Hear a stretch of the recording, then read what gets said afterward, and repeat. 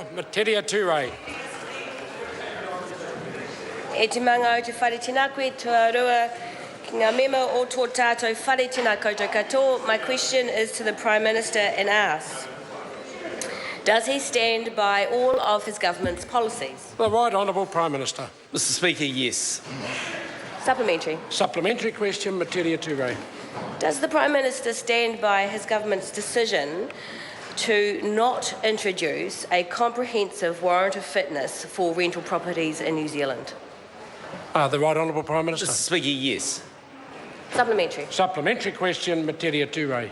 Will the Prime Minister work with us in the Greens to implement a comprehensive warrant of fitness for rental housing, given the research that shows that 1,600 New Zealanders die from housing-related illnesses every winter? Right Honourable Prime Minister. Mr Speaker, no. Supplementary. Supplementary question, Metiria Turei. So what more information does the Prime Minister need, what would help him move his decision, to introduce a comprehensive rental warrant of fitness, if not the 1,600 extra deaths each winter from housing-related illnesses, if not the deaths of Emelita Bourne or Soisa Tovo, or the thousands of other illnesses and hospitalisations that Kiwi children suffer? The Right Honourable Prime Minister. Mr Speaker, from the Greens, none. Supplementary. Supplementary question, Metiria Turei.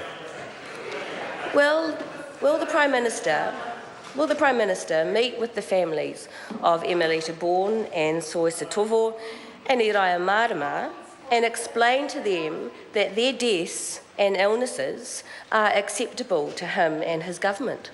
The Right Honourable Prime Minister. Mr Speaker, I'm more than happy for the government to continue to correspond with the families about the steps that the government has taken, including the $300 million a year we are spending, including what we've done in terms of installation of state houses, putting in heating devices and the variety of other things we do. I'm actually quite proud of this government's record of tidying up the mess that we inherited from Labor.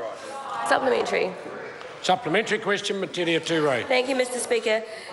Is the Prime Minister saying to New Zealanders that he thinks it's perfectly fair that some New Zealanders will live in warm, dry homes, while thousands of others will live in cold, damp and mouldy homes that make them unsafe or even lead to their deaths? And he'll do that, he thinks it's fair, because he doesn't want to work with the Greens.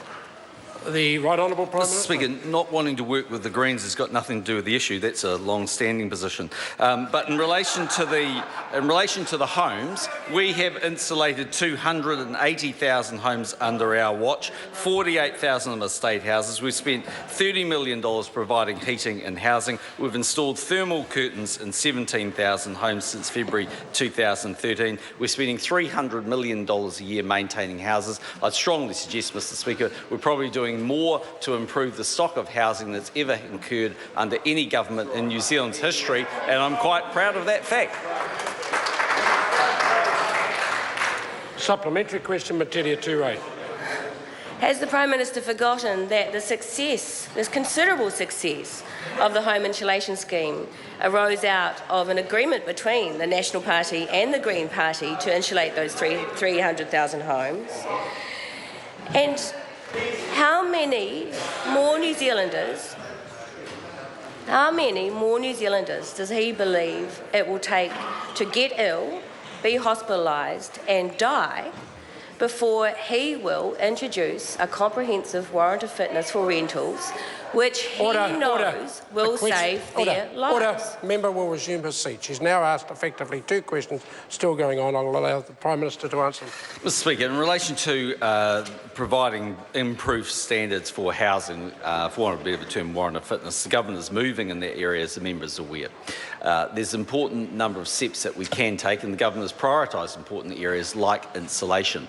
We're also conscious of the fact that if there was to be a standardised warrant of fitness across every house, there would be almost certainly a very increased cost for those who have to rent those properties, and then I'm sure the member would be back in the House telling us that we are responsible for rents going up. Supplementary question, Clayton Mitchell. Was it his intention under National's Health and Safety Reform Bill to make paid school sport coaches and teachers legally culpable if children are injured or worse? The Right Honourable Prime Minister. Mr Speaker, we reject that proposition. I can assure the member that any time he wants to play Barbador with Winston Peters, he's free to do it, but don't catch him or he'll sulk.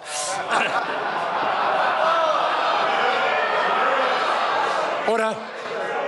Order. Order. Order. Order.